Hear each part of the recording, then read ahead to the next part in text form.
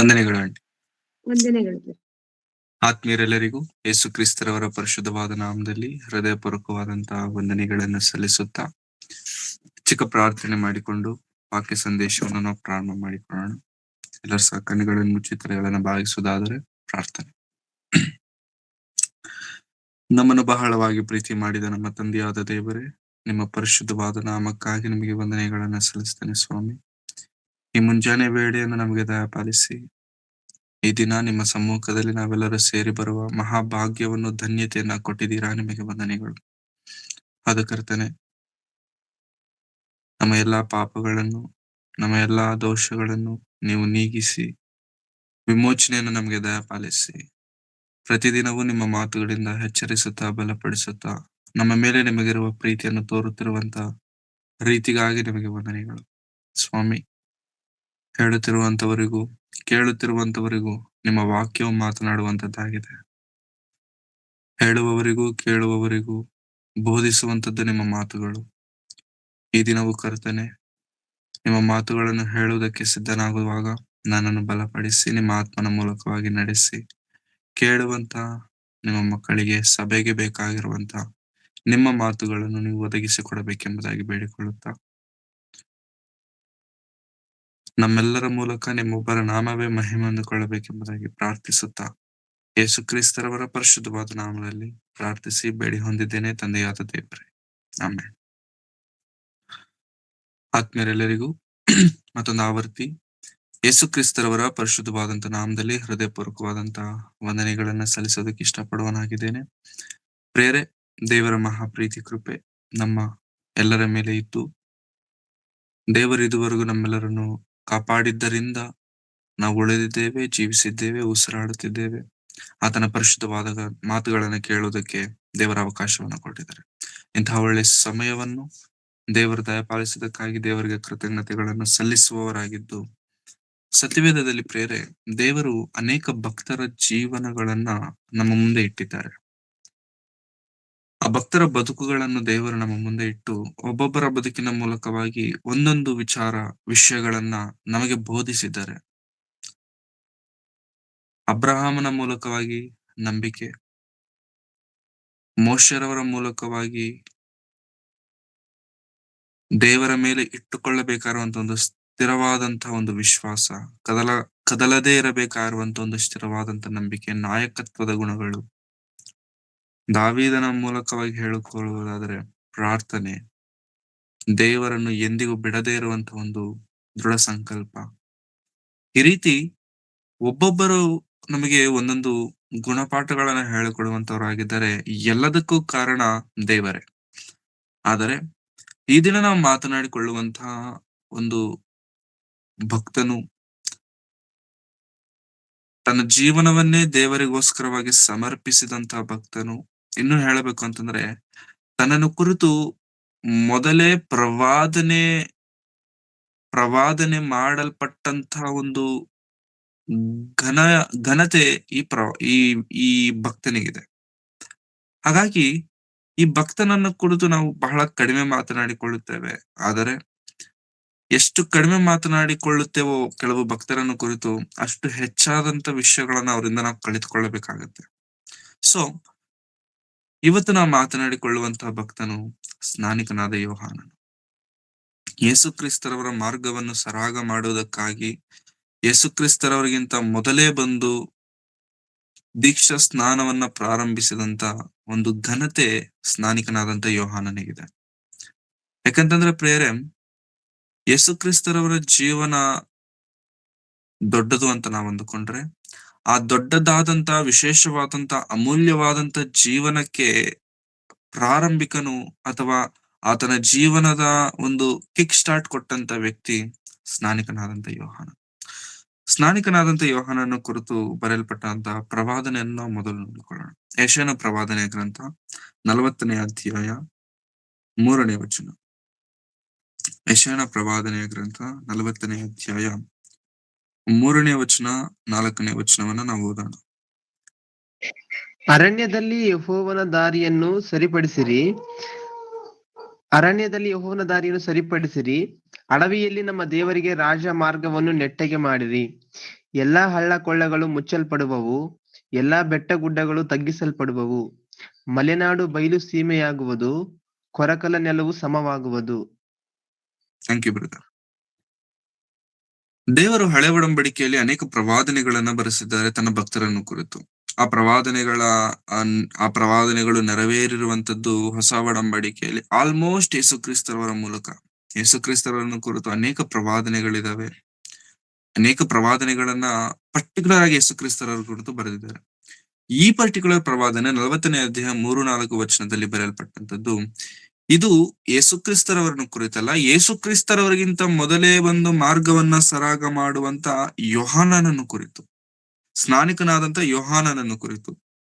ಏನಿದೆ ಪ್ರವಾದನೆ ಅಂತಂದ್ರೆ, ಅರಣ್ಯದಲ್ಲಿ ಯೆಹೋವನ ದಾರಿಯನ್ನು ಸರಿಪಡಿಸಿರಿ, ಅಡವಿಯಲ್ಲಿ ನಮ್ಮ ದೇವರ ರಾಜ ಮಾರ್ಗವನ್ನು ನೆಟ್ಟಗೆ ಮಾಡಿರಿ. ಎಲ್ಲಾ ಹಳ್ಳಗಳನ್ನು ಮುಚ್ಚಲ್ಪಡುವವು, ಎಲ್ಲಾ ಬೆಟ್ಟಗುಡ್ಡಗಳು ತಗ್ಗಿಸಲ್ಪಡುವವು, ಮಲೆನಾಡು ಬಯಲು ಸೀಮೆಯಾಗುವುದು, ಕೊರಗಳು ನೆಲವು ಸಮವಾಗುವುದು. ಅಂದ್ರೆ ಯೇಸು ಕ್ರಿಸ್ತರವರು ಬರುವುದಕ್ಕಿಂತ ಮೊದಲು ಆತನ ಮಾರ್ಗವನ್ನ ಸರಾಗ ಮಾಡುವುದಕ್ಕಾಗಿ ಬಂದಂತ ವ್ಯಕ್ತಿ ಒಬ್ಬರಿದ್ದಾರೆ. ಆ ಒಬ್ಬರು ಬರಬೇಕಂತಂದ್ರೆ ಆ ಒಬ್ಬರನ್ನು ಕುರಿತು ದೇವರು ಮೊದಲೇ ಪ್ರವಾದನೆಯನ್ನ ಯೆಶಾಯನ ಮೂಲಕವಾಗಿ ಬರೆಸಿದ್ದಾರೆ. ಆ ಪ್ರವಾದನೆ ನೆರವೇರಿರುವಂತದ್ದು ಮತ್ತಾಯನು ಬರೆದಂತ ಸುವಾರ್ತೆ. ಅಂದ್ರೆ ಯೇಸು ಕ್ರಿಸ್ತರವರ ಜನನ ಅಥವಾ ಯೇಸು ಕ್ರಿಸ್ತರವರ ಇತಿಹಾಸದ ಪ್ರಾರಂಭ ನಮ್ಮೆಲ್ಲರಿಗೂ ಗೊತ್ತು. ಯೇಸು ಕ್ರಿಸ್ತರವರ ತಾಯಿಯಾಗಿರುವಂತ ಮರಿಯಳು ಗರ್ಭಿಣಿಯಾದಾಗ ಆಕೆ ಎಲಿಜಬೆತ್ ಅವರ ಮನೆಗೆ ಹೋಗ್ತಾರೆ. ಆಕೆ ಇಕ್ಕಗಿಂತ ಮೊದಲೇ ಗರ್ಭಿಣಿ. ಯೇಸು ಕ್ರಿಸ್ತರವರ ಮರಿಯ ತಾಯಿ ಬಂದಿದ್ದಾಳೆ ಎಂಬಂತ ಶುಭ ವರ್ತಮಾನ, ಆಕೆ ಗರ್ಭಿಣಿಯಾಗಿದ್ದಾಳೆ ಎಂಬಂತ ವರ್ತಮಾನ ಕೇಳಿದ ತಕ್ಷಣ ತನ್ನ ಹೊಟ್ಟೆಯಲ್ಲಿದ್ದಂತ ಮಗು ಕುಣಿದಾಡಿತು ಎಂಬಂತ ಮಾತು. ಅಂದ್ರೆ ಹೊಟ್ಟೆಯಲ್ಲಿರುವಂತ ಮಗುವಿಗೆ ಗೊತ್ತಾಗಿದೆ ಯೇಸು ಕ್ರಿಸ್ತರವರು ಬರ್ತಿದ್ದಾರೆ, ನಾನು ಯಾರ ಮಾರ್ಗವನ್ನ ಸರಾಗವನ್ನಾಗಿ ಮಾಡಲಿಕ್ಕೆ ಹೋಗ್ತಿದ್ದೇನಲ್ಲ, ಹಿ ಈಸ್ ಕಮಿಂಗ್, ಬರ್ತಿದ್ದಾರೆ. ಅಂದ್ರೆ ಯೇಸು ಕ್ರಿಸ್ತರವರ ಜೀವನಕ್ಕೆ ಎಷ್ಟು ಪ್ರಾಧಾನ್ಯತೆ ಇದೆಯೋ, ಯೇಸು ಕ್ರಿಸ್ತರವರ ಬರುವಿಕೆಗೆ ಎಷ್ಟು ಇಂಪಾರ್ಟೆನ್ಸ್ ಇದೆಯೋ, ಸ್ನಾನಿಕನಾದಂತ ಯೋಹಾನನಿಗೂ ಕೂಡ ಅಷ್ಟೇ ಇಂಪಾರ್ಟೆನ್ಸ್ ಇದೆ. ಸ್ನಾನಿಕನಾದಂತ ಯೋಹಾನನ ಜೀವನವು ಯಾವ ವಿಚಾರದಲ್ಲೂ ಕೂಡ ಕಡಿಮೆ ಇಲ್ಲ. ಮತ್ತಾಯನು ಬರೆದಂತ ಸುವಾರ್ತೆನ ನಾವು ನೋಡೋಣ ಪ್ರಿಯ. ಮತ್ತಾಯನು ಬರೆದ ಸುವಾರ್ತೆ 3ನೇ ಅಧ್ಯಾಯ. ಮತ್ತಾಯನು ಬರೆದ ಸುವಾರ್ತೆ 3ನೇ ಅಧ್ಯಾಯದಲ್ಲಿ ಸ್ನಾನಿಕನಾದಂತ ಯೋಹಾನನ 3ನೇ ಅಧ್ಯಾಯದ ಪೂರ್ತಿ ಸ್ನಾನಿಕನಾದಂತ ಯೋಹಾನನ ಕುರಿತು 5ನೇ ವಚನ ಓದೋಣ. ಆಗ ಯೆರೂಸಲೇಮು, ಎಲ್ಲಾ ಯೂದಾಯವು, ಯೋರ್ದಾನ್ ಹೊಳೆಯ ಸುತ್ತಲಿರುವ ಎಲ್ಲಾ ಸೀಮೆಯು ಅವನ ಬಳಿಗೆ ಹೊರಟು ಹೋಗಿ ಅವರು ತಮ್ಮ ತಮ್ಮ ಪಾಪಗಳನ್ನು ಹೇಳಿಕೊಂಡು ಯೋರ್ದಾನ್ ಹೊಳೆಯಲ್ಲಿ ಅವನಿಂದ ದೀಕ್ಷಾ ಸ್ನಾನ ಮಾಡಿಸಿಕೊಳ್ಳುತ್ತಿದ್ದರು. 3ನೇ ವಚನ, ಕರ್ತನ ದಾರಿಯನ್ನು ಸಿದ್ಧ ಮಾಡಿರಿ, ಆತನ ಹಾದಿಗಳನ್ನು ನೆಟ್ಟಗೆ ಮಾಡಿರಿ ಎಂದು ಅಡವಿಯಲ್ಲಿ ಕೂಗುವವನ ಶಬ್ದವದೆ ಎಂದು ಪ್ರವಾದಿಯಾದ ಯೆಶಾಯನಿಂದ ಸೂಚಿತವಾದವನು ಇವನೇ. ಪ್ರವಾದಿಯಾದ ಯೆಶಾಯನ ಮೂಲಕವಾಗಿ ಸೂಚಿತನಾದವನು ಇವನೇ. ಯಾರೀತನು? ಯಾರಿಮ್ಮ ವ್ಯಕ್ತಿ ಅಂತಂದ್ರೆ ಯೋಹಾನನು. ಸ್ನಾನಿಕನಾದಂತ ಯೋಹಾನನು ಎಂಬಂತದ್ದು ಆತನು ಮಾಡುತ್ತಿರುವಂತ ವೃತ್ತಿಯಿಂದ ಆತನಿಗೆ ಬಂದಂತ ಕೆಲಸ. ಹೆಸರು. ಆತನ ಹೆಸರು ಯೋಹಾನನು, ಜಾನ್. ಆ ಜಾನ್ ಮಾಡ್ತಿರುವಂತ ಕೆಲಸ ದೀಕ್ಷಾ ಸ್ನಾನ ಮಾಡಿಸುತ್ತಿರುವುದರಿಂದ ಆತನಿಗೆ ಹಿಡಲ್ಪಟ್ಟಂತ ಹೆಸರು ಸ್ನಾನಿಕನಾದಂತ ಯೋಹಾನನು. ಯಾಕೆಂತಂದ್ರೆ ನಮ್ಮ ದೇಶಕ್ಕೆ ಸ್ವಾತಂತ್ರ್ಯವನ್ನ ಕೊಟ್ಟವರು ಗಾಂಧಿ. ಅವರ ಹೆಸರು ಮಹಾತ್ಮ ಗಾಂಧಿ ಅಲ್ಲ, ಗಾಂಧಿ. ಆದರೆ ಮಹಾತ್ಮ ಎಂಬ ಹೆಸರು ಅವರಿಗೆ ಕೊಡಲ್ಪಟ್ಟಿತು, ಆತನಿಗೆ ಅದನ್ನ ಕೊಟ್ಟರು. ಸೊ ಅದೇ ರೀತಿಯಲ್ಲಿ ಸ್ನಾನಿಕನಾದಂತ ಯೋಹಾನನಿಗೆ ಸ್ನಾನಿಕನೇ ಎಂಬಂತ ಹೆಸರನ್ನ ದೇ ಗೇವ್ ಹಿಮ್. ಯಾಕೆಂತಂದ್ರೆ ಆತನು ದೀಕ್ಷಾ ಸ್ನಾನಗಳನ್ನ ಮಾಡಿಸುತ್ತಿರುವುದರಿಂದ. ಸೊ ಪ್ರವಾದಿಯಾದ ಯೆಶಾಯನಿಂದ ಸೂಚಿತನಾದವನು ಇವನೇ. ಈ ಯೋಹಾನನಿಗೆ ಒಂಟೆ ಕೂದಲಿನ ಹೊದಿಕೆಯು, ಸೊಂಟದಲ್ಲಿ ತೊಗಲಿನ ನಡುಕಟ್ಟು ಇದ್ದವು, ಅವನಿಗೆ ಮಿಡತೆ ಮತ್ತು ಕಾಡು ಜೇನು ಆಹಾರವಾಗಿದ್ದವು. ಪ್ರೇರೆ, ಯೋಹಾನನ ಜೀವನ ಹೇಗೆ ಪ್ರಾರಂಭವಾಯ್ತಂತಂದ್ರೆ, ಅನೇಕರು ಆತನ ಬಳಿಗೆ ಬರುತ್ತಿದ್ರಂತೆ ಅವರ ಪಾಪಗಳನ್ನು ಒಪ್ಪಿಕೊಂಡು ದೀಕ್ಷಾ ಸ್ನಾನ ಮಾಡಿಸಿಕೊಳ್ಳುತ್ತಿದ್ದರು. ಯೋಹಾನನಿಂದ ದೀಕ್ಷಾ ಸ್ನಾನವನ್ನ ಹೊಂದಿದವರು ಎಲ್ಲಿವರೆಗೂ ಇರ್ತಾರೆ ಗೊತ್ತಾ? ಪೌಲನು ಒಂದು ಸಮಯದಲ್ಲಿ ಒಂದು ಪಟ್ಟಣಕ್ಕೆ ಹೋಗ್ಬಿಟ್ಟು ಸುವಾರ್ತೆ ಸಾರಿದಾಗ, ನೀವು ದೀಕ್ಷಾ ಸ್ನಾನ ಹೊಂದಿದ್ದೀರಾ ಅಂತ ಕೇಳಿದ್ರೆ ನಾವು ಹೊಂದಿದ್ದೇವೆ. ಎಂತ ದೀಕ್ಷಾ ಸ್ನಾನ? ಯೇಸು ಕ್ರಿಸ್ತನ ನಾಮದಲ್ಲಿ ದೀಕ್ಷಾ ಸ್ನಾನನ ಅಲ್ಲ, ಸ್ನಾನಿಕನಾದಂತ ಯೋಹಾನನಿಂದ ದೀಕ್ಷಾ ಸ್ನಾನ ಹೊಂದಿದವರು ನಾವು.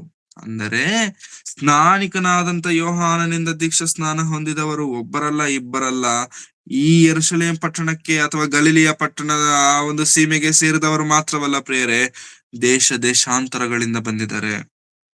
ಯೋಹಾನನಿಂದ ದೀಕ್ಷಾ ಸ್ನಾನ ಹೊಂದಿಸಿಕೊಳ್ಳುವುದಕ್ಕಾಗಿ ಪಟ್ಟಣಗಳಿಂದ ತರಳಿ ಬಂದಿದ್ದಾರೆ.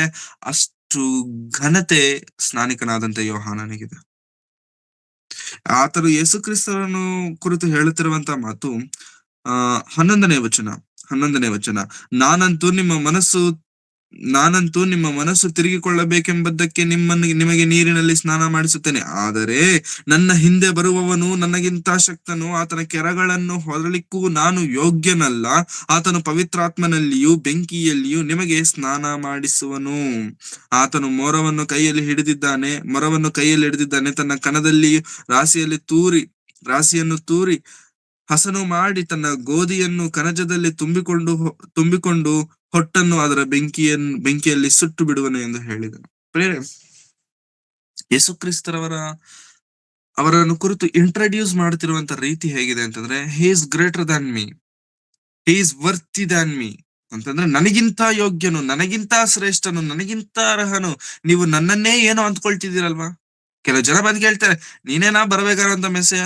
Are you? ಯಾಕಂತಂದ್ರೆ ನಿನ್ನ ಕ್ರಿಯೆಗಳು ಆತರ ಇದಾವೆ, ನಿನ್ನ ಮಾತುಗಳು ಆತರ ಇದಾವೆ.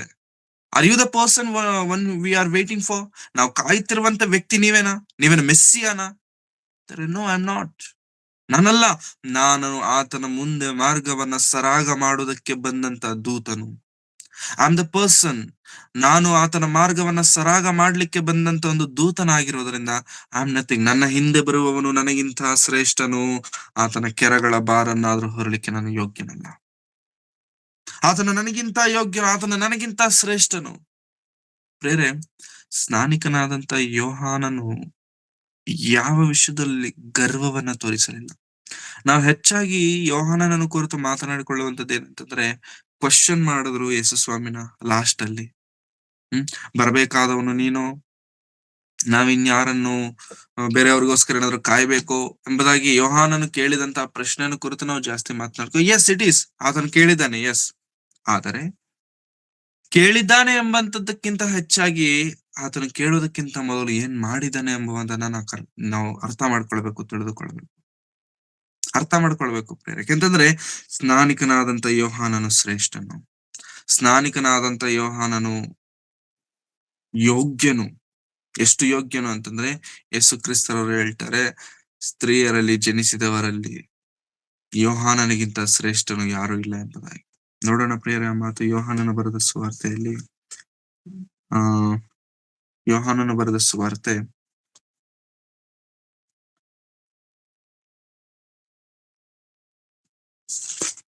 1ನೇ ಅಧ್ಯಾಯ, ಇಲ್ಲ, ಮತ್ತಾಯನು ಬರೆದ ಸುವಾರ್ತೆ, ಕ್ಷಮಿಸಿ, ಮತ್ತಾಯನು ಬರೆದ ಸುವಾರ್ತೆ 11ನೇ ಅಧ್ಯಾಯ 11ನೇ ವಚನ.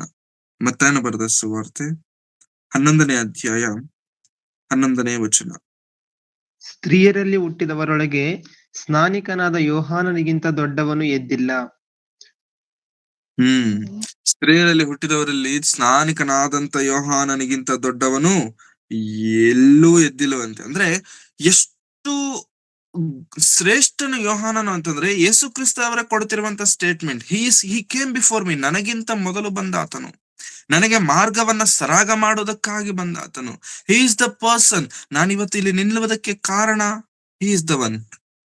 ನಾನು ಬರೋದಕ್ಕಿಂತ ಮೊದಲೇ ನನ್ನನ್ನು ಕುರಿತು ಪರಿಚಯ ಪ್ರಪಂಚಕ್ಕೆ ಮಾಡಿದಂತ ವ್ಯಕ್ತಿ ಯೋಹಾನನು.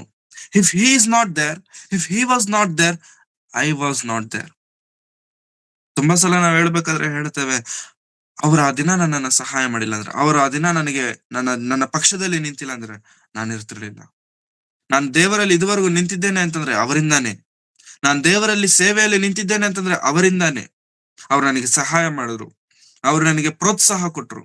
ಎಸ್, ಯೇಸು ಕ್ರಿಸ್ತರವರು ಇಷ್ಟು ಅದ್ಭುತವಾಗಿ ಪ್ರಪಂಚಕ್ಕೆ ಸುವಾರ್ತೆಯನ್ನು, ಪ್ರಪಂಚಕ್ಕೆ ರಕ್ಷಣೆಯನ್ನ ತರಲಿಕ್ಕೆ ಪ್ರಾರಂಭಿಕನು ಯಾರು ಗೊತ್ತಾ? ಯೋಹಾನನು. 30 ವರ್ಷಕ್ಕೆ ಯೇಸು ಕ್ರಿಸ್ತರವರು ಸುವಾರ್ತೆ ಪ್ರಾರಂಭ ಮಾಡಿದ್ರು. 30 ವರ್ಷದವರೆಗೂ ತಂದೆ ತಾಯಿಗಳಿಗೆ ಅಧೀನ. ಮತ್ತೆ 30 ವರ್ಷದವರೆಗೂ ಕೆಲಸ ಮಾಡಿದವರು ಯಾರು ಗೊತ್ತಾ? ಬ್ಯಾಕ್ ಎಂಡ್ ಅಲ್ಲಿ ಕೆಲಸ ಮಾಡಿದವರು ಸ್ನಾನಿಕನಾದ ಯೋಹಾನನು. 30 ವರ್ಷದವರೆಗೂ he is the person one who introduce Jesus. Yesu ಕ್ರಿಸ್ತನನ್ನ ಪ್ರಪಂಚಕ್ಕೆ ತೋರ್ಪಡಿಸಿದಂತ ವ್ಯಕ್ತಿ ಸ್ನಾನಿಕನಾದಂತ ಯೋಹಾನನು. 30 ವರ್ಷ ಯೇಸು ಕ್ರಿಸ್ತರವರು ಕೆಲಸ ಮಾಡಿಲ್ಲ, ಆದ್ರೆ 30 ವರ್ಷ ಯೇಸು ಕ್ರಿಸ್ತನ ಬರುವಿಕೆಗೋಸ್ಕರ ಕೆಲಸ ಮಾಡಿದಂತವರೇ ಸ್ನಾನಿಕನಾದಂತ ಯೋಹಾನ. ಸ್ನಾನಿಕನಾದಂತ ಯೋಹಾನನು, ಇಷ್ಟು ಶ್ರೇಷ್ಠನಾಗಿರುವಂತ ಸ್ನಾನಿಕನಾದಂತ ಯೋಹಾನನನ್ನು ಕುರಿತು ನಾವು ಬಹಳ ಬಹಳ ಬಹಳ ಕಡಿಮೆ ಮಾತಾಡ್ಕೊಳ್ತೀವಿ. ಇನ್ನು ಯೇಸು ಕ್ರಿಸ್ತರನ್ನು ಕುರಿತು ಯೋಹಾನನು ಕೊಡುವಂತಹ ಸ್ಟೇಟ್ಮೆಂಟ್ ಗೊತ್ತಾ? 3ನೇ ಅಧ್ಯಾಯ 30ನೇ ವಚನ, ಯೋಹಾನನು ಬರೆದ ಸುವಾರ್ತೆ. ಯೋಹಾನನು ಬರೆದ ಸುವಾರ್ತೆ 3ನೇ ಅಧ್ಯಾಯ 30ನೇ ವಚನ.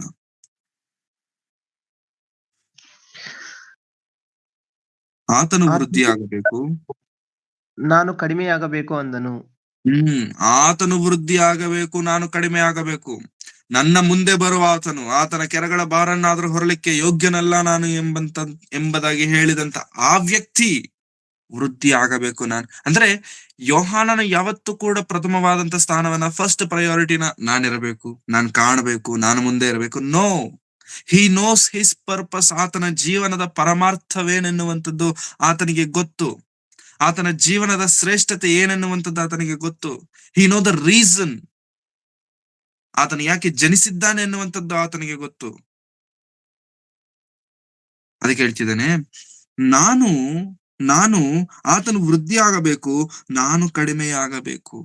ನನಗೆ ಘನತೆ ಬೇಡ, ನನಗೆ ಫಸ್ಟ್ ಪ್ರಯಾರಿಟಿ ಬೇಡ, ಜನರೆಲ್ಲರೂ ನನ್ನನ್ನೇ ಫೋಕಸ್ ಮಾಡ್ಬೇಕೆನ್ನುವಂತ ಅಹಂಕಾರವಾಗಲಿ, ಆ ಒಂದು ಆಕಾಂಕ್ಷೆ ಆಗಲಿ ನನ್ನ ಮನಸ್ಸಿನಲ್ಲಿಲ್ಲ. ಬೇರೆ ಶಿಷ್ಯರು ಜನರು ಬಂದು ಕೇಳ್ತಿದ್ದಾರೆ, ಅಧಿಕಾರಿಗಳು ಬರ್ತಿದ್ರು ಆತನ ಬಳಿಗೆ, ಸೈನಿಕರು ಬರ್ತಿದ್ರು ಆತನ ಬಳಿಗೆ ದೀಕ್ಷಾ ಸ್ನಾನ ಹೊಂದಿಕೊಳ್ಳುವುದಕ್ಕೋಸ್ಕರ. ಅಂದ್ರೆ ಅರ್ಥ ಮಾಡಿಕೊಳ್ಳಿ, ಯೋಹಾನನ ಮಾತುಗಳು ಎಂಥ ಮಾತುಗಳು. ಯೋಹಾನನ ಮಾತುಗಳು ಅಧಿಕಾರಿಗಳನ್ನು ಕೂಡ ಬದಲಾಯಿಸಿದಂತ ಮಾತುಗಳು. ಹೇಗೆ ಮಾತನಾಡ್ತಾನೆ ಯೋಹಾನನ್ ಅಂತಂದ್ರೆ, ಯೇಸು ಕ್ರಿಸ್ತರವರ ಮಾತು ಹೇಗಾದ್ರೆ ಅಧಿಕಾರವುಳ್ಳಂತ ಮಾತು ಎಂಬುದಾಗಿ ನಾವು ನೋಡ್ಕೊಳ್ತೇವಲ್ವಾ, ಅಧಿಕಾರವುಳ್ಳವನಾಗಿ ಮಾತನಾಡುತ್ತಿದ್ದನು ಎಂಬುದಾಗಿ. ಎಸ್, ಯೋಹಾನನ ಮಾತುಗಳು ಕೂಡ ಹಾಗೆ. ಸರ್ಪ ಸಂತಾನವೇ, ನಿಮಗೆ ಯಾರು ಬುದ್ಧಿ ಹೇಳದವರು? ನೀವು ನಿಮ್ಮ ಜೀವನವನ್ನ ಬದಲಾಯಿಸಿಕೊಳ್ಳಿ, ನಿಮ್ಮ ಹೃದಯಗಳನ್ನ ತೆರೆಯಿರಿ, ಪರಲೋಕ ರಾಜ್ಯವು ಸಮೀಪವಾಗಿದೆ. ಯಾರು ಕೊಟ್ರು ಯೋಹಾನನಿಗೆ ಅಧಿಕಾರ? ಯಾವ ಲೆವೆಲ್ಗೆ ದಾಟಿದೆ ನೋಡಿ, ಯಾವ ಲೆವೆಲ್ಗೆ ಮಾತನಾಡುತ್ತಿದ್ದಾನೆ ಯೋಹಾನನು. ನಿಮ್ಮ ಹೃದಯಗಳನ್ನ ಬದಲಾಯಿಸಿಕೊಳ್ಳಿ, ಬನ್ನಿ ದೇವರ ಬಳಿಗೆ, ಕಾಣಿ ದೇವರನ್ನ, ಕಾಣಿ ಸತ್ಯವನ್ನ. He is the first person to introduce Jesus to the world.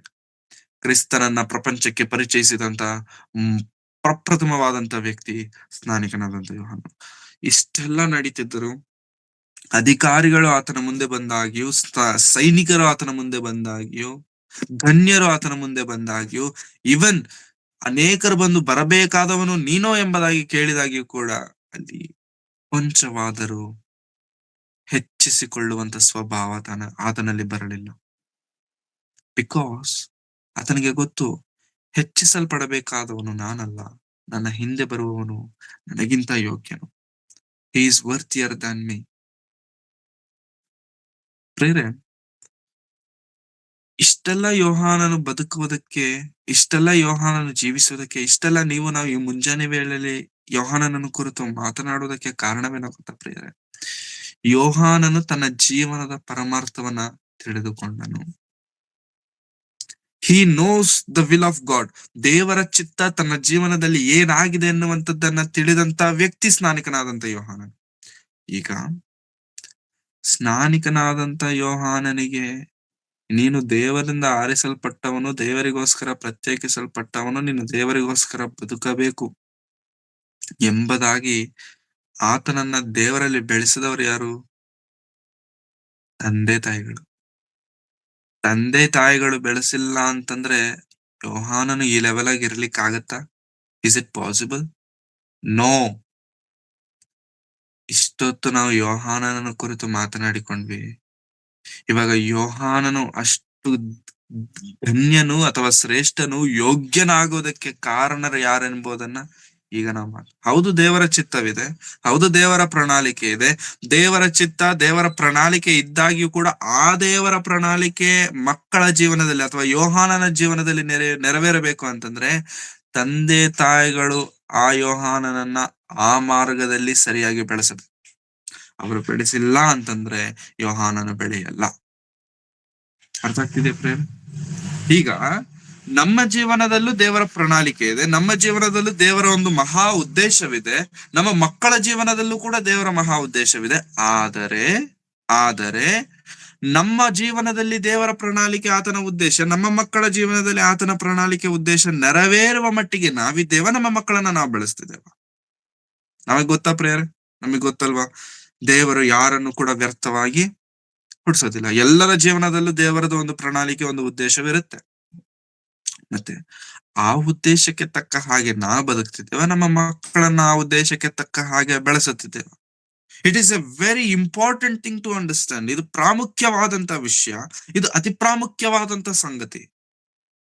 ಸ್ನಾನಿಕನಾದಂತ ಯೋಹಾನನು ಸುಮ್ಮನೆ ಶ್ರೇಷ್ಠನು, ಯೋಗ್ಯನು, ಧನ್ಯನು ಆದದ್ದಲ್ಲ ಪ್ರಿಯರೇ. ಅದರ ಹಿಂದೆ ಅವರ ತಂದೆ ತಾಯಿಗಳ ಶ್ರಮ ಇದೆ. ಅವರ ಹಿಂದೆ ಚಿಕ್ಕಂದಿನಿಂದ ತಂದೆ ತಾಯಿಗಳು ಆತನನ್ನ ಕರ್ತನ ಸನ್ನಿಧಾನದಲ್ಲಿ ಬೆಳೆಸಿರುವಂತ ರೀತಿ ಇದೆ.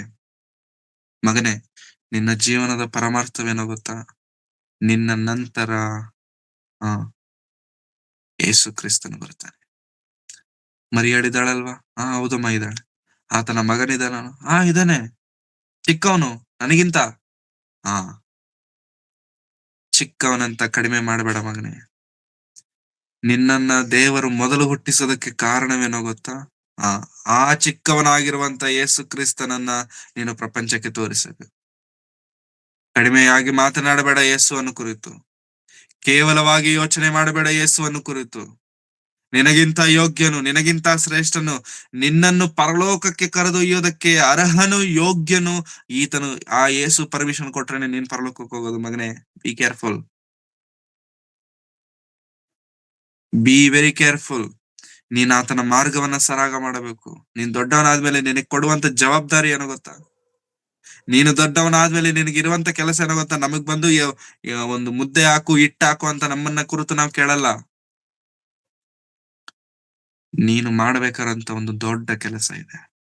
ಅದು ದೇವರು ನಿನಗೆ ಕೊಟ್ಟಂತ ಕೆಲಸ. ಅದಕ್ಕಾಗಿಯೇ ನೀನು ಹುಟ್ಟಿದ್ದೀಯ, ಆ ಕಾರಣಕ್ಕಾಗಿಯೇ ನೀನು ಜನಿಸಿದೀಯ. ಇಷ್ಟೆಲ್ಲ ತಂದೆ ತಾಯಿಗಳು ಹೇಳಿಲ್ಲ ಅಂದ್ರೆ ಯೋಹಾನನು ಕರ್ತನಿಗೋಸ್ಕರ ಮಾರ್ಗವನ್ನ ಸರಾಗ ಮಾಡ್ಲಿಕ್ಕೆ ಆಗ್ತಿತ್ತ ಪ್ರಿಯರೇ? ಇಲ್ಲ, ದೇವ್ರ ಚಿತ್ತ ಇದೆ. ದೇವ್ರ ಚಿತ್ತ ಇರೋದ್ರಿಂದಾನೇ ಯೋಹಾನನು ಆ ರೀತಿ ಮಾಡಿದ್ದಾನೆ ಅಂತಂದ್ರೆ, ದೇವರ ಚಿತ್ತ ಇರುವುದರಿಂದ ಯೋಹಾನನು ದೇವರಿಗೋಸ್ಕರ ಬದುಕಿದ್ದಾನೆ. ಅದಕ್ಕಿಂತ ಮಿಗಿಲಾಗಿ ಆ ದೇವರ ಚಿತ್ತವನ್ನ ತಂದೆ ತಾಯಿಗಳು ಆತನ ಹೃದಯದಲ್ಲಿ ಫೀಡ್ ಮಾಡಿದ್ದಾರೆ, ಅಪ್ಲೋಡ್ ಮಾಡಿದ್ದಾರೆ. It is a very important thing. ತಂದೆ ತಾಯಿಗಳು ಮಕ್ಕಳನ್ನ ಬೆಳೆಸುವುದು, ತಂದೆ ತಾಯಿಗಳು ಮಕ್ಕಳನ್ನ ಸರಿಯಾದ ಮಾರ್ಗದಲ್ಲಿ ನಡೆಸುವಂತದ್ದು ಬಹಳ ಪ್ರಾಮುಖ್ಯವಾದದ್ದು. ಪ್ರವಾದನೆಯನ್ನು ಹೊಂದಿದಂತ ಯೋಹಾನನು ಪ್ರವಾದನೆಗೆ ತಕ್ಕಂತೆ ಬದುಕಬೇಕು ಅಂತಂದ್ರೆ ಆ ಪ್ರವಾದನೆಯನ್ನು ಯೋಹಾನನಿಗಿಂತ ಮೊದಲು ಅರ್ಥ ಮಾಡಿಕೊಳ್ಳಬೇಕಾದಂತವ್ರು ತಂದೆ ತಾಯಿಗಳು. ತಂದೆ ತಾಯಿಗಳು ಅರ್ಥ ಮಾಡಿಕೊಂಡದ್ದರಿಂದಲೇ ಯೋಹಾನನನ್ನು ಆ ಲೆವೆಲ್ಗೆ ಬೆಳೆಸ್ಲಿಕ್ಕಾಯ್ತು. ಯೋಹಾನನು ಅರ್ಥ ಮಾಡಿಕೊಂಡದ್ದರಿಂದಲೇ ಯೋಹಾನನು ಆ ಮಟ್ಟಿಗೆ ಬೆಳೆದನು, ಬದುಕಿದನು, ಸತ್ತನು. ಆತನನ್ನು ಕುರಿತು ಕೊಡುತ್ತಿರುವಂತ ಸ್ಟೇಟ್ಮೆಂಟ್, ಸ್ತ್ರೀಯರೊಳಗೆ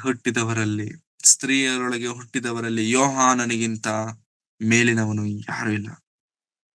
ಶ್ರೇಷ್ಠನ ಆತನು. ಯಾರು ಕೊಡ್ತಿದ್ದ? ನಾನು ಅಂತ ಹೇಳ್ತಿಲ್ಲ ಅಲ್ಲಿ. ನಾನು ಆತನಿಗಿಂತ ಶ್ರೇಷ್ಠನು, ನಾನು ಪರಲೋಕಕ್ಕೆ ನಿಮಗೆ ಮಾರ್ಗವನ್ನ ತೋರಿಸುವ ಆತನು. ನಾನು ಶ್ರೇಷ್ಠನ ಅಂತ ಹೇಳ್ತಿಲ್ಲ, ನನಗಿಂತಲೂ ಶ್ರೇಷ್ಠನು ಆತನು, ನನಗಿಂತಲೂ ಯೋಗ್ಯನು ಆತನು, ನನಗಿಂತಲೂ ಏನಂತಾರೆ ಘನತೆಗೆ ಅರ್ಹನಾತನು. ಪ್ರಿಯರೇ, ಇಂಥ ಯೋಹಾನನ ಜೀವನ ಇಷ್ಟಾಗಿ ಅಭಿವೃದ್ಧಿ ಆಗೋದಕ್ಕೆ ಕಾರಣ ಮೊದಲು ದೇವರ ಸಂಕಲ್ಪ, ದೇವರ ಚಿತ್ತವಾದರೆ ಎರಡನೇದು ತಂದೆ ತಾಯಿಗಳು. ಯಾವಾಗ್ಲೂ ಪ್ರೇರೆ ಅರ್ಥ ಮಾಡ್ಕೊಳ್ಳಿ. ಸತ್ಯವೇದವನ್ನ ಹಳೆ ಒಡಂಬಡಿಕೆಯಿಂದ ಹೊಸ ಒಡಂಬಡಿಕೆಯನ್ನ 1000 ಸತಿ ತಿರುಗಾಕಿ ನಮ್ಗೆ ಅರ್ಥ ಆಗುವಂತದ್ದೇನೋ ಗೊತ್ತಾ? ಪ್ರಥಮವಾದಂತ ಸ್ಥಾನ ಯಾವತ್ತು ದೇವರು. ಪ್ರಥಮವಾದಂತ ಸ್ಥಾನ ಯಾವಾಗಲೂ ದೇವರು. ಎರಡನೇ ಸ್ಥಾನ ಸತ್ಯವೇದದಲ್ಲಿ ದೇವರು ಯಾರಿಗೆ ಕೊಟ್ಟಿದ್ದಾರೆ ಗೊತ್ತಾ? ತಂದೆ ತಾಯಂದರಿಗೆ. ಪೇರೆಂಟ್ಸ್.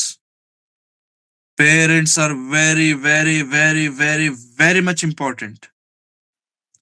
ದೇವರು ಪರಲೋಕದಲ್ಲಿದ್ದರೆ, ತಂದೆಯಾದ ದೇವರು ಪರಲೋಕದಲ್ಲಿದ್ದರೆ, ಆ ತಂದೆಯ ಪ್ರೀತಿಯನ್ನು ಭೂಲೋಕದಲ್ಲಿರುವಂತ ತಂದೆಯಲ್ಲಿ ಇಟ್ಟಿದ್ದಾರೆ. ಆ ತಂದೆಯ ತಂದೆಯಲ್ಲಿರುವಂತ ಪ್ರೀತಿಯನ್ನ ತಾಯಿಯಲ್ಲಿ ದೇವರು ಇಟ್ಟಿದ್ದಾರೆ. ಆ ದೇವರ ಪ್ರೀತಿಯನ್ನ ತಂದೆ ತಾಯಿಗಳು ಭೂಲೋಕದಲ್ಲಿ ಮಕ್ಕಳಿಗೆ ತೋರಿಸುವುದಾದರೆ, ಮಕ್ಕಳು ದೇವರ ಚಿತ್ತವನ್ನು ಅರ್ಥ ಮಾಡಿಕೊಳ್ತಾರೆ ತಂದೆ ತಾಯಿಗಳ ಮೂಲಕ. ಈ ಮಧ್ಯದಲ್ಲಿರುವಂತ ಈ ಬ್ರಿಡ್ಜ್ ಹಾಳಾಗೋಯ್ತು ಅನ್ಕೊಳ್ಳಿ. ಅಂದ್ರೆ ತಂದೆ ತಾಯಿಗಳೇ ಬಿದ್ದೋದ್ರು, ತಂದೆ ತಾಯಿಗಳೇ ದೇವರ ಮಾತುಗಳನ್ನು ತಿಳಿಸ್ತಿಲ್ಲ ಅಂತ ಅಂದ್ಕೊಳ್ಳಿ. ದೇವರು ಮಕ್ಕಳಿಗೆ ಕಾಣಲ್ಲ, ದೇವರು ಮಕ್ಕಳಿಗೆ ಅರ್ಥ ಆಗಲ್ಲ. ಯಾವತ್ತಿಂದ ಶುರು ಮಾಡ್ಬೇಕು ಗೊತ್ತಾ ಪ್ರೇರೆ ಇದು?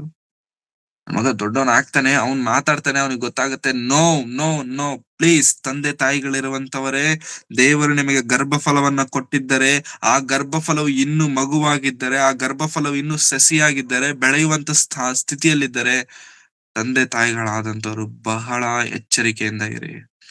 ನಿಮ್ಮ ಮಕ್ಕಳ ವಿಷಯದಲ್ಲಿ ದೇವರ ಪ್ರಣಾಳಿಕೆ ಬಹಳ ದೊಡ್ಡದು.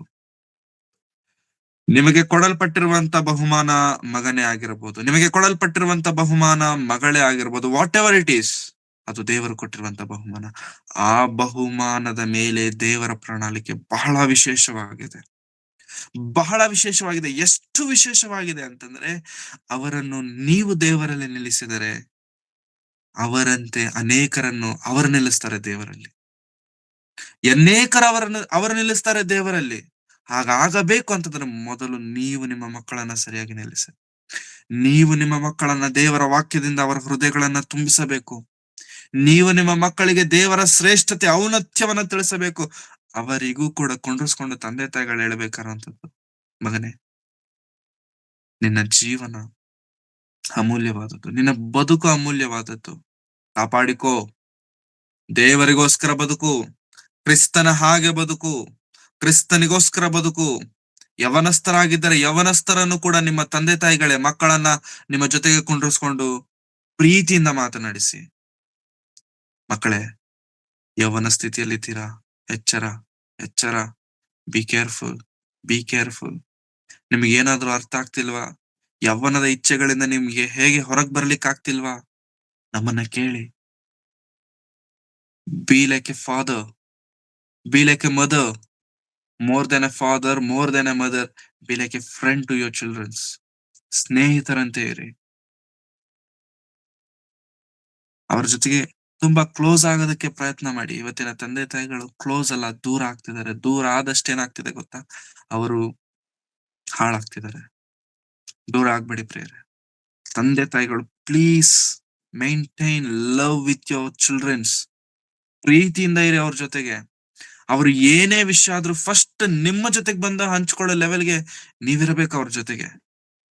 ಅವ್ರು ಯಾವಾಗಾದ್ರೆ ನಿಮ್ಮ ಜೊತೆಗೆ ಅವರ ವಿಷಯಗಳನ್ನ ಹಂಚ್ಕೊಳ್ಳೋದಿಲ್ವಲ್ಲ ಪ್ರೇರೆ, then there is happening something wrong. Something wrong is happening. ಅಲ್ಲಿ ತಪ್ಪಾಗೋದಕ್ಕೆ ಕಾರಣವಾಗುತ್ತೆ. ನೀವು ದೇವರಲ್ಲಿರಬೇಕು ಮೊದಲು, ನಂತರ ನಿಮ್ಮ ಮಕ್ಕಳನ್ನ ದೇವರಲ್ಲಿ ಬೆಳೆಸಬೇಕು. ಅದೇ ತಾನೇ ಪ್ರೇರೆ ಧರ್ಮೋಪದೇಶ ಕಂಡ 6ನೇ ಅಧ್ಯಾಯ 6ನೇ ವಚನದಲ್ಲಿ ದೇವರು ಇಸ್ರಾಯೇಲರಿಗೆ ಕೊಡುವಂತ ಹೇಳುತ್ತಿರುವಂತ ಮಾತು, ನಾನು ಈಗ ನಿಮಗೆ ತಿಳಿಸುವಂತ ಮಾತುಗಳು ಮೊದಲು ನಿಮ್ಮ ಹೃದಯದಲ್ಲಿರಬೇಕು, ಅವುಗಳನ್ನು ನಿಮ್ಮ ಮಕ್ಕಳಿಗೆ ನೀವು ತಿಳಿಸಬೇಕು. ಅವನು ಕುಳಿತುಕೊಳ್ಳುವಾಗಲೂ, ಏಳುವಾಗಲೂ, ದಾರಿ ನಡೆಯುವಾಗಲೂ, ಮಲಗುವಾಗಲೂ ಇವುಗಳನ್ನು ಕುರಿತು ಅವರಿಗೆ ಬೋಧಿಸಬೇಕು. ಯಾಕೆಂದರೆ ಈ ನನ್ನ ಮಾತುಗಳು ಮೊದಲು ಮೊದಲು ಮೊದಲು ನಿಮ್ಮ ಹೃದಯದಲ್ಲಿರಬೇಕು.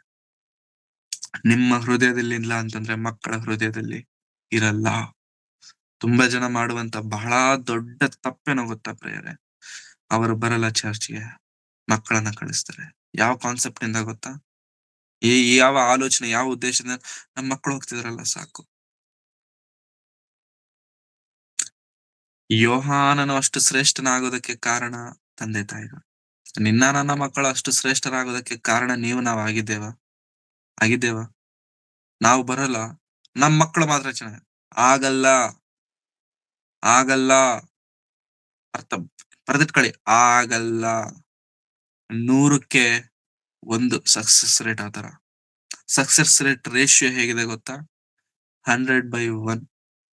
ಅಂದ್ರೆ 100 ಜನ ಮಕ್ಕಳಿದ್ರೆ ಆ 100 ಜನರಲ್ಲಿ ತಂದೆ ತಾಯಿಗಳು ಸರಿ ಇಲ್ಲ ಅಂತಂದ್ರೂ ಕೂಡ ದೇವರಲ್ಲಿ ಬದುಕಬೇಕೆಂಬಂತ ಆಸಕ್ತಿ ಆಕಾಂಕ್ಷೆ ಉಳ್ಳವರಾಗಿ ದೇವರಿಗೋಸ್ಕರ ಬದುಕುವವರ ಸಂಖ್ಯೆ ಈ 2025ನೇ ಇಸ್ವಿಯಲ್ಲಿ ಲೆಕ್ಕ ಹಾಕೊಂಡ್ರೆ 100 ಪೀಪಲ್ಸ್ ಅಲ್ಲಿ 100 ಚಿಲ್ಡ್ರನ್ಸ್ ಅಲ್ಲಿ ಓನ್ಲಿ 1. ಆ ಒಬ್ಬನೇ ನನ್ನ ಮಗ ಅಂತ ಧೈರ್ಯವಾಗಿ ಹೇಳ್ಬೇಡಿ. ಆ ಒಬ್ಬರೇ ನನ್ನ ಮಗಳು ಅಂತ ಧೈರ್ಯವಾಗಿ ಹೇಳ್ಬೇಡಿ. ಆ ಹಾಳಾಗುವಂತ ಪರಿಸ್ಥಿತಿ 99ರಲ್ಲಿ ತುಂಬಾ ಜನರಾಗಿ ನಾವಿದ್ದೇವೆ. ಸೊ ಪ್ಲೀಸ್, ನಿಮ್ ತಂದೆ ತಾಯಿಗಳೇ ಹೇಳ್ತಿದ್ದೇನೆ, ನಿಮ್ಮ ಮಕ್ಕಳ ವಿಷಯದಲ್ಲಿ ಬಿ ವೆರಿ ಕೇರ್ಫುಲ್. ನಿಮ್ಮ ಮಕ್ಕಳಿಗೆ ದೇವರಲ್ಲಿ ಬೆಳೆಸಬೇಕೆಂಬಂತ ಉದ್ದೇಶ ನಿಮಗಿರುವಂತದ್ದು ಒಳ್ಳೇದೆ. ಆ ಉದ್ದೇಶಕ್ಕೆ ತಕ್ಕ ಹಾಗೆ ನಾವು ತೆಗೆದುಕೊಂಡಂತ ಆ ಚರ್ಯಗಳೇನು, ಕ್ರಿಯೆಗಳೇನು, ಆಕ್ಷನ್ ಏನು ತೆಗೆದುಕೊಳ್ಳದೆ ಮಕ್ಕಳು ದೇವರಲ್ಲಿ ಬೆಳಿಬೇಕು ಅಂತಂದ್ರೆ ಅದಾಗಲ್ಲ. ನನ್ ಮಗ ಕುಳ್ಳಿಕ್ಕಿದ್ದಾನೆ, ಅವನು ಉದ್ದ ಆಗ್ಬೇಕು, 6 ಅಡಿ ಇರ್ಬೇಕು ನನ್ ಮಗಳು ತುಂಬಾ ಚೆನ್ನಾಗ್ ಕಾಣ್ಬೇಕು, ಉದ್ದ ಬೆಳಿಬೇಕು, ನಮ್ ಮಕ್ಳು ಇಬ್ರು ಹಂಗೆ ಅಂತಂದಾಗ ಏನ್ ಮಾಡ್ಬೇಕು? ಉದ್ದ ಬೆಳೆಯಕ್ಕೆ ಏನೇನಾದ್ರೂ ಪೌಷ್ಟಿಕತೆ ಬೇಕಲ್ಲ, ಅದನ್ನ ಕೊಡ್ಬೇಕು ಅವ್ರಿಗೆ. ಕೊಡದಿರಾನೆ ಉದ್ದ ಬೆಳಿಬೇಕು ಅಂತಂದ್ರೆ ಬೆಳೆಯಲ್ಲ. ಅಷ್ಟೇ ದೇವರಲ್ಲೂ ಕೂಡ ಅಷ್ಟೇ. ನನ್ನ ಮಕ್ಕಳು ದೇವರಲ್ಲಿ ಬೆಳಿಬೇಕು ಅಂತ ಕೇವಲ ಪ್ರಾರ್ಥನೆ ಮಾಡಿಕೊಂಡಿದ್ರೆ ಆಗಲ್ಲ. ಪೌಷ್ಟಿಕವಾದಂತ ಆಹಾರವನ್ನ ಕೊಡಬೇಕು. ಅದನ್ನ ಕೊಡಬೇಕಾದವರು ಯಾರು? ಅಪ್ಪ ಅಮ್ಮ, ತಂದೆ ತಾಯಿಗಳು. ಸ್ನಾನಿಕನಾದಂತ ಯೋಹಾನನು ಅಷ್ಟು ಉನ್ನತವಾಗಿ ಕರ್ತನಾಗಿರುವಂತ ಯೇಸು ಕ್ರಿಸ್ತನಿಂದಲೇ ಪ್ರಶಂಸೆಯನ್ನ ಹೊಂದಿಕೊಳ್ಳುವಷ್ಟರ ಮಟ್ಟಿಗೆ ಯೋಹಾನನು ಬೆಳೆದಿದ್ದಾನೆ ಅಂತಂದ್ರೆ ಅದರ ಹಿಂದೆ ಕಾರಣವೇನೋ ಗೊತ್ತಾ? ಪೇರೆಂಟ್ಸ್, ತಂದೆ ತಾಯಿಗಳು. ಪ್ರಿಯ ತಂದೆ ತಾಯಿಗಳೇ, ಹೌ ಆರ್ ಯು ಟುಡೇ? ಮತ್ತೆ ಇನ್ನೊಂದು ವಿಷಯ ಹೇಳ್ತೇನೆ. ಮಕ್ಕಳ ವಿಷಯದಲ್ಲಿ ತಂದೆ ತಾಯಿಗಳು ಶೋ ಲವ್, ಪ್ರೀತಿ ತೋರಿಸಿ. ಹೇಗೆ ಪ್ರೀತಿ ಅಂತಂದ್ರೆ, ಒಂದು ವೇಳೆ ನಿಮಗೆ ದೇವರು ಹೆಣ್ಣು ಮಕ್ಕಳನ್ನ ದಯಪಾಲಿಸಿದ್ರೆ, ಹೆಣ್ಣು ಮಕ್ಕಳನ್ನ ಕೊಟ್ಟಿದ್ರೆ, ಒಂದು ದೊಡ್ಡ ಸೇವಕರು ಹೇಳಿದಂತ ಮಾತು ನನ್ನದಲ್ಲ, ಅವರು ಹೇಳಿದಂತ ಮಾತನ್ನ ಇವಾಗ ನಿಮ್ಮ ಮುಂದೆ ಹೇಳ್ತಿದ್ದೇನೆ. ಹೆಣ್ಣು ಮಕ್ಕಳನ್ನ ಕೊಟ್ಟಿದ್ರೆ ಅವರನ್ನ ಪ್ರೀತಿಯಿಂದ ಹತ್ರ ಕರ್ಕೊಂಡು ಅವ್ರಿಗೆ ಹೇಳಿ, ಸಕ್ಕತ್ತಾಗಿದೆಯಮ್ಮ ನೀನು, you are very beautiful, I love you ಅಂತ ಹೇಳಿ. ತಪ್ಪಲ್ಲ ಅದು ತಪ್ಪೇ ಅಲ್ಲ. ಐ ಲವ್ ಯು ಅಂತ ಹೇಳಿ. ಯಾಕೆ ಗೊತ್ತಾ? ಈ ಮಾತು ಫಸ್ಟ್ ಮಾತಾಗಿರಬಾರ್ದು ಆ ಹುಡುಗಿಗೆ. ಅರ್ಥ ಆಗ್ತಿದ್ಯಾ? ಈ ಮಾತು ಎಲ್ಲೋ ಹೊರಗಿನವನು ಬಂದು ಹೇಳಿದಾಗ, ಅಯ್ಯೋ ನನ್ನನ್ನು ಯಾರು ಈ ಪದದಿಂದ ಕರೆದಿಲ್ಲ, ಯಾರು ನನ್ನನ್ನ ಲವ್ ಮಾಡಿಲ್ಲ ಎನ್ನುವಂತ ಫೀಲಿಂಗ್ ಆ ಅಮ್ಮನಿಗೆ ಬರಬಾರ್ದು. ಒಂದು ವೇಳೆ ನಾಳೆ ಬೆಳಿಗ್ಗೆ ಯಾರಾದ್ರೂ ಬಂದ್ಬಿಟ್ಟು ಐ ಲವ್ ಯು ಅಂತ ಯಾರಾದ್ರೂ ಹುಡುಗ ಹೇಳಿದ್ರು ಕೂಡ, ನಮ್ಮಪ್ಪ ನನ್ನ ಲವ್ ಮಾಡ್ತಿದ್ದಾನೆ. ಈ ಮಾತು ನನಗೆ ತುಂಬಾ ಹಳೆ ಮಾತು. ನಮ್ಮಪ್ಪ ನನ್ನ ಲವ್ ಮಾಡ್ತಿದ್ದಾನೆ. ಎಷ್ಟ್ ಸತಿ ಹೇಳಿದಾರೆ ಗೊತ್ತಾ? ಐ ಲವ್ ಯು ಅಂತ ಹೇಳಿ. Be very careful. ಯಾಕೆ ಈ ವಿಷಯಗಳನ್ನ ಹೇಳ್ತಿದ್ದೇನೆ ಅಂತಂದ್ರೆ, ಸಮಾಜ ಬಹಳ ಬಹಳ ಕೆಟ್ಟದಾಗಿದೆ. ಎಷ್ಟು ಕೆಟ್ಟದಾಗಿದೆ ಅಂತಂದ್ರೆ ಊಹಿಸಲಿಕ್ಕೂ ಕೂಡ ಆಗದಿರುವಷ್ಟು. ಪ್ರಿಯರೇ, ನಮ್ಮ ಮಕ್ಕಳು ಒಳ್ಳೆಯವರೇ, ಸಮಾಜ ಒಳ್ಳೆಯದಲ್ಲ. ನಮ್ಮ ಮಕ್ಕಳ ಬುದ್ಧಿ ಒಳ್ಳೇದೆ, ಸಮಾಜ ಒಳ್ಳೇದಲ್ಲ. ಮಕ್ಕಳನ್ನ ಹೇಗ್ ಕಾಪಾಡ್ಕೊಳ್ಬೇಕು ಗೊತ್ತಾ?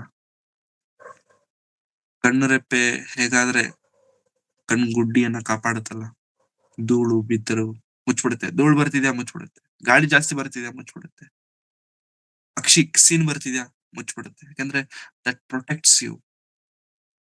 ಯಾವ ಚಿಕ್ಕದ್ದು ಕೂಡ ಕಣ್ಣಲ್ಲಿ ಬೀಳಬಾರ್ದು. ಒಂದ್ ವೇಳೆ ಇಷ್ಟೆಲ್ಲ ಪ್ರೊಟೆಕ್ಷನ್ ಮಾಡಿ ಕೈ ಸುಮ್ನೆ ಇರಲ್ಲ, ಬೆರಳುಗಳು ಸುಮ್ನೆ ಇರಲ್ಲ. ಒಳಗಡೆ ಕೈ ಹಾಕತ್ತೆ, ಎಳಿಯತ್ತೆ, ತೆಗಿಯತ್ತೆ. ಅಷ್ಟು ಬಂದಿಲ್ವಾ, ಕಣ್ಣನ್ನ ನೀರಲ್ಲಿ ಹಾಕತ್ತೆ. ಯಾಕಂದ್ರೆ ಕಣ್ಣು ಬಹಳ ಪ್ರಾಮುಖ್ಯ. ನಿಮ್ಮ ಮಕ್ಕಳು ಬಹಳ ಪ್ರಾಮುಖ್ಯ. ಗಂಡು ಮಕ್ಕಳೇ ಆಗಿರಬಹುದು, ಹೆಣ್ಣು ಮಕ್ಕಳೇ ಆಗಿರಬಹುದು, ಯಾರೇ ಆಗಿರಬಹುದು. ಅವರು ದೇವರಲ್ಲಿ ಬೆಳೆಯಬೇಕಂದ್ರೆ ಮತ್ತೆ ಹೇಳ್ತಿದ್ದಾರೆ, ದೇವರಲ್ಲಿ ಬೆಳೆಯಬೇಕಂದ್ರೆ ಪ್ರತಿದಿನ ಪ್ರಾರ್ಥನೆ ನಿಮ್ಮ ಕುಟುಂಬದಲ್ಲಿರಬೇಕು. ಮತ್ತೆ ಪ್ರತಿದಿನ ಪ್ರಾರ್ಥನೆ ನಿಮ್ಮ ಕುಟುಂಬದಲ್ಲಿರಬೇಕು. ಪ್ರತಿದಿನ ಆರಾಧನೆ ನಿಮ್ಮ ಕುಟುಂಬದಲ್ಲಿರಬೇಕು. ಪ್ರತಿದಿನ ವಾಕ್ಯ ನಿಮ್ಮ ಕುಟುಂಬದಲ್ಲಿರಬೇಕು. ಅಂದರೆ ಎವ್ರಿ ಡೇ ನಿಮ್ಮ ಫ್ಯಾಮಿಲಿಯಲ್ಲಿ 10 ಜನ ಇದ್ದರೆ 10 ಜನ 1 ತಾಸು ಅಥವಾ ಅರ್ಧ ಗಂಟೆ, ಬೇಡ 15 ನಿಮಿಷ ಕೂತ್ಕೊಳ್ಳಿ, ಪ್ರಾರ್ಥನೆ ಮಾಡಿ, ಹಾಡಾಡಿ, ವಾಕ್ಯ ಮಾತನಾಡಿ, ಒಬ್ಬೊಬ್ಬರು ಒಂದೊಂದು ವಾಕ್ಯ ತೆಗೆದುಕೊಳ್ಳಿ.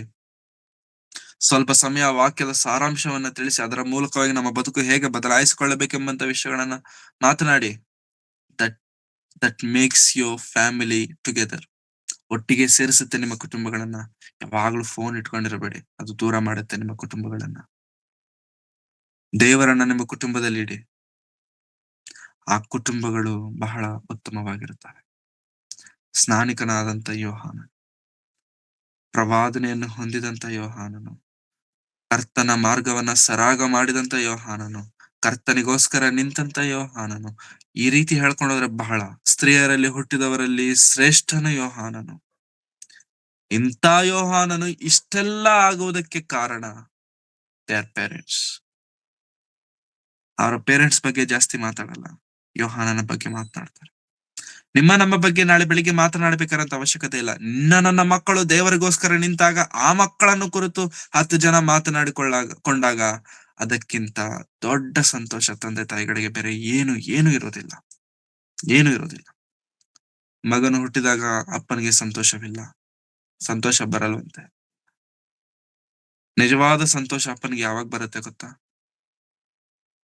ಮಗನು ದೊಡ್ಡವನಾದ ಮೇಲೆ ಒಳ್ಳೆ ಸ್ಥಾನದಲ್ಲಿ ಸೆಟಲ್ ಆಗಿ ಶ್ರೇಷ್ಠನಾಗಿ ಕಂಡಾಗ, ಅವಾಗ ಸಮಾಜ ಅಪ್ಪನ ಹೆಸರಿಂದ ಅವನನ್ನ ಗುರುತಿಸಲ್ಲ, ಮಗನ ಹೆಸರಿಂದ ಅವರ ಅಪ್ಪನನ್ನ ಗುರುತಿಸ್ತಾರೆ. ಅವಾಗ ತಂದೆಗೆ ಬರುವಂತ ಸಂತೋಷ ಅಷ್ಟಲ್ಲ ಇಷ್ಟಲ್ಲ, ಬಹಳ ಬಹಳ. ಹಾಗೆ ದೇವರಿಗೆ ನಾವು ಹುಟ್ಟಿದ್ದೇವೆ, ಜನಿಸಿದ್ದೇವೆ, ಭೂಲೋಕದಲ್ಲಿ ಬದುಕ್ತಿದ್ದೇವೆ. ಯಾರ ಮಕ್ಕಳಪ್ಪ ನೀವು? ದೇವರ ಮಕ್ಕಳು.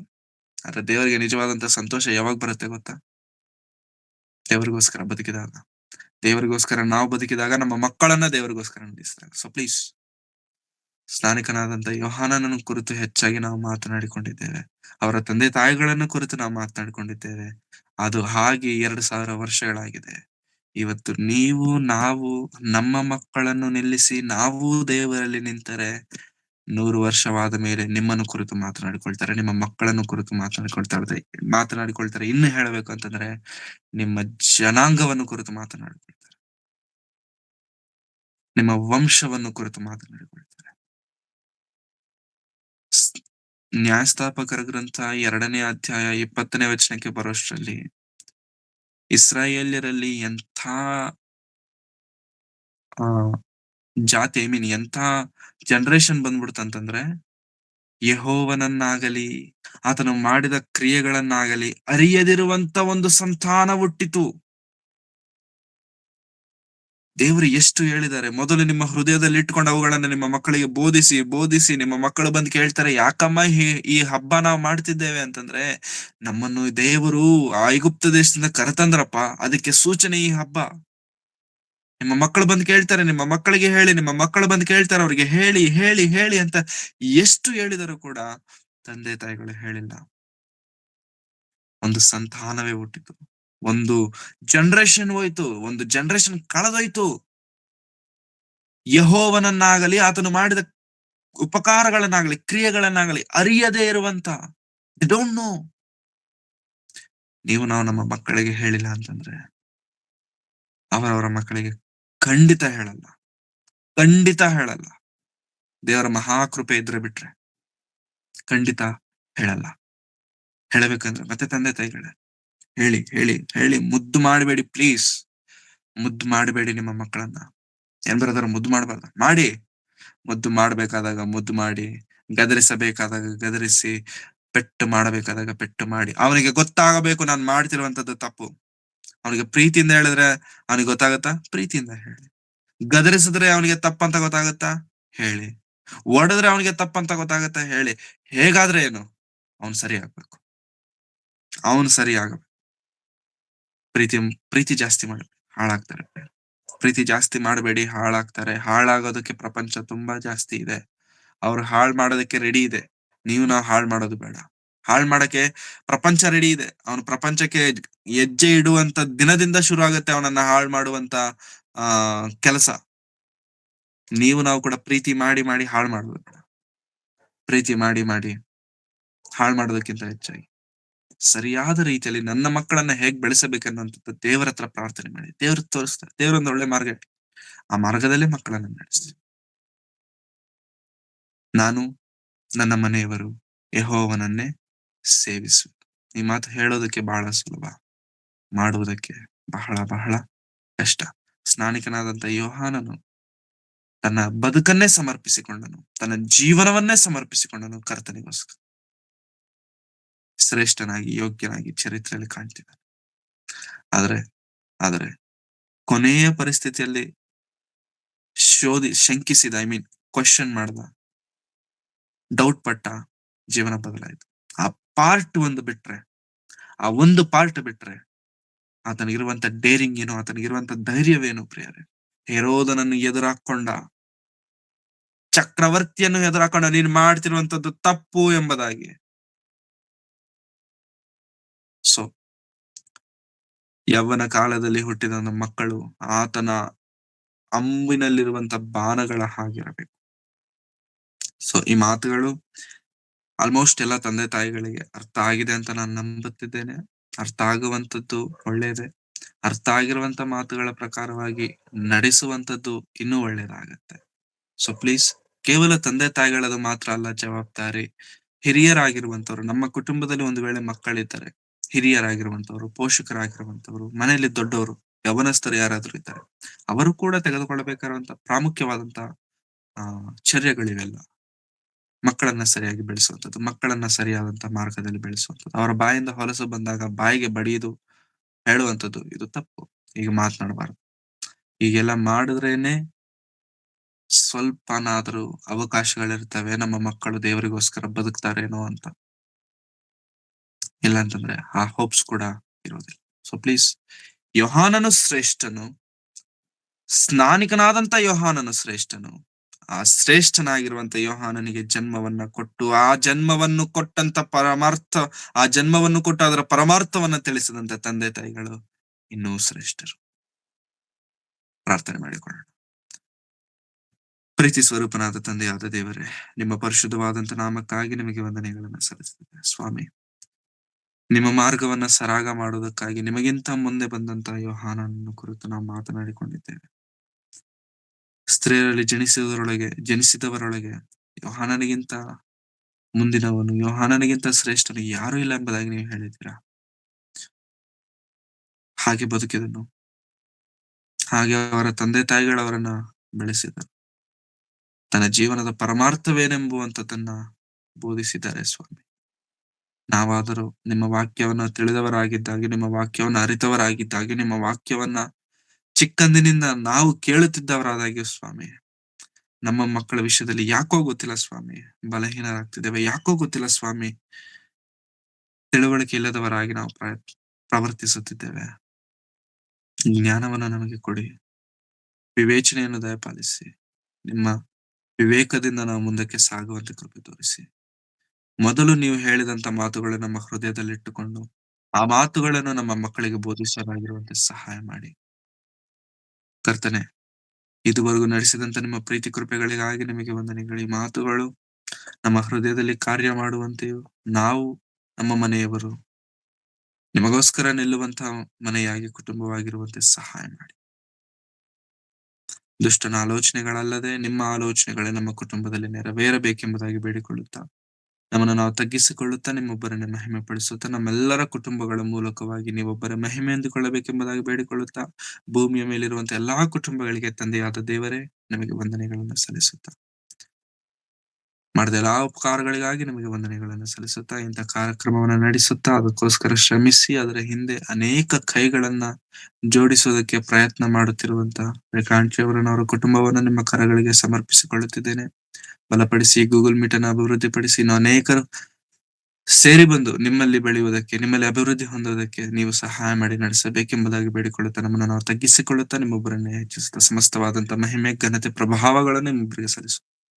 ಯೇಸು ಕ್ರಿಸ್ತರವರ ಪರಿಶುದ್ಧವಾದ ನಾಮದಲ್ಲಿ ಪ್ರಾರ್ಥಿಸಿ ಬೇಡಿ ಹೊಂದಿದ್ದೇನೆ ತಂದೆಯಾದ ದೇವರೇ, ಆಮೆನ್.